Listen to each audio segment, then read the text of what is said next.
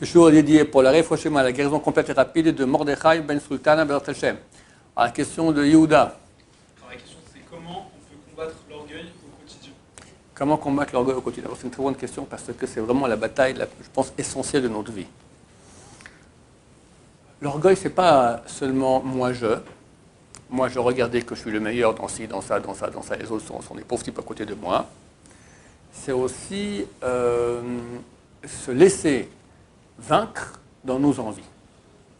Quand tu as envie de quelque chose, tu as envie par exemple de rester au lit le matin, truc classique de beaucoup d'hommes, plus chez les hommes que chez les femmes. Quand tu as envie de regarder une fille dans la rue, quand il y a un truc qui n'est pas cachère light, tu sais que c'est pas trop cachère, mais ça a l'air très très bon et tu as très très faim.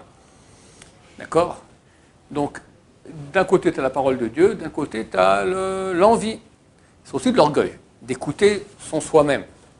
Donc, il y a un travail à faire sur notre ego tout azimut, parce que c'est la source de tout le mal. Les livres disent que la source de tout le bien, c'est l'humilité. C'est pour ça que Moshe Rabbeinu a été loué dans la Torah. Moshe Rabbeinu, tu peux le louer sur tout. Il a toutes les bonnes qualités. Il est généreux, il est gentil, il est serviable, il est intelligent, tout ça. Mais une seule qualité, on l'a loué, qu'il est l'homme le plus humble qu'il y avait sur terre.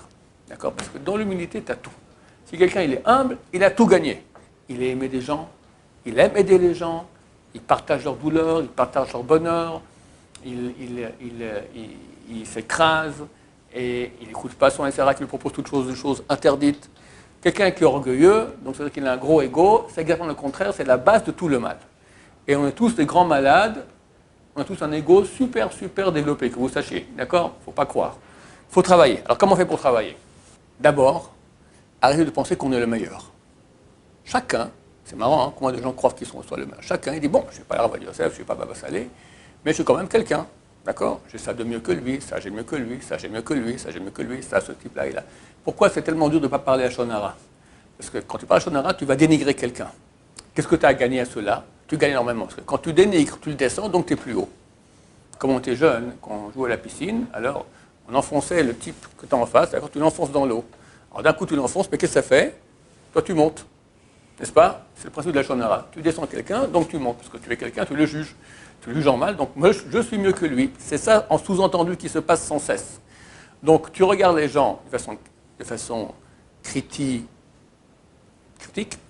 tu parles sur eux. Quand on fait un guili-guili, tu t'énerves. Comment on a réussi, moi, à me faire un truc pareil, d'accord?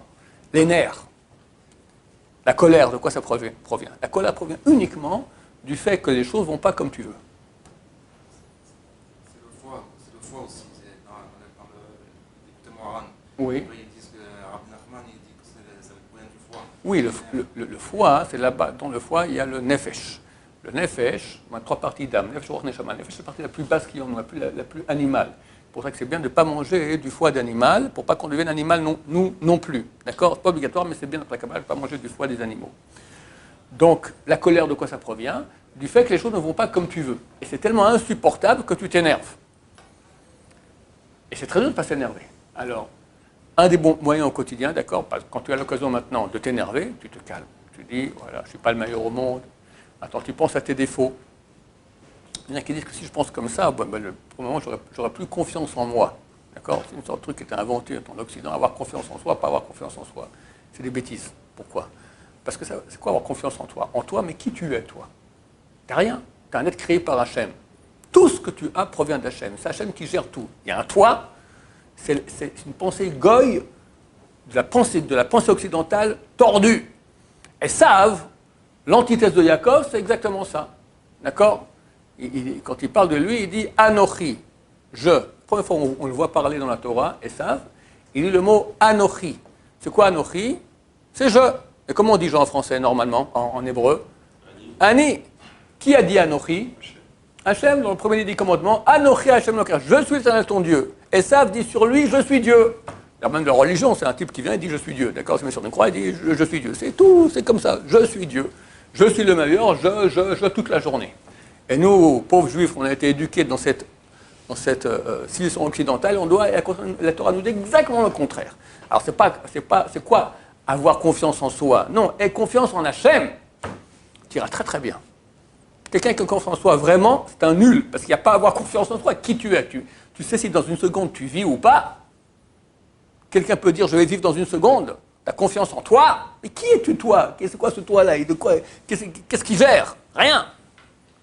Hachem, il gère. Et confiance en Hachem. Tu as confiance en Hachem, il te le rendra. Et là, vraiment, tu as de quoi avoir confiance. Tu es attaché au rocher indéfectible de l'univers.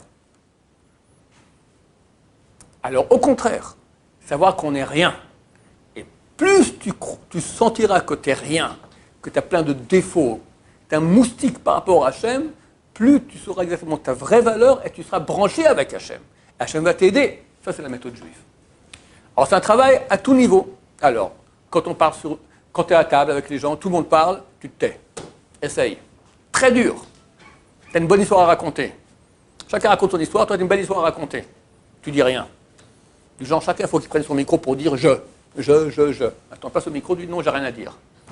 Il y a une histoire extraordinaire. J'ai raconté ici 2-3 fois déjà, mais je ne peux pas m'en empêcher tellement elle est belle. Il y avait un grand sage d'Israël, s'appelait Yitzhak Blazer, environ un siècle. C'était un grand du Moussard. Un mouvement à l'époque qui a commencé, celui du Moussard, où on faisait un très grand accent sur travailler sur soi-même, justement, l'humilité, etc. Et un jour, le grand génération, le Rav de Brisk, Rav Chaim Brisker, cette grande génération, il a invité tous les sages de la région, de différents pays en Europe, à venir chez lui, comme ça, pour discuter un peu de Peuple Israël, qu'est-ce qu'on allait faire, etc. Et ils sont ensemble, et il dit, écoutez, j'ai étudié cette Gemara-là, et j'ai posé une question. Une question super difficile. Je vous la pose aussi. Et tout le monde commence à discuter, personne ne trouvait la réponse.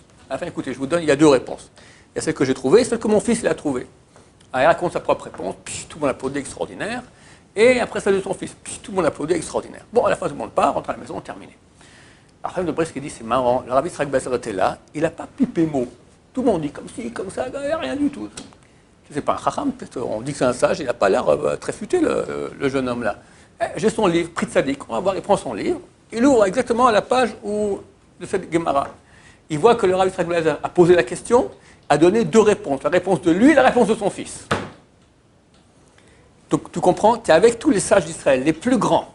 Chacun veut donner la réponse, et toi tu as la réponse, et tu dis rien. Tu dis rien, du genre tu es un idiot.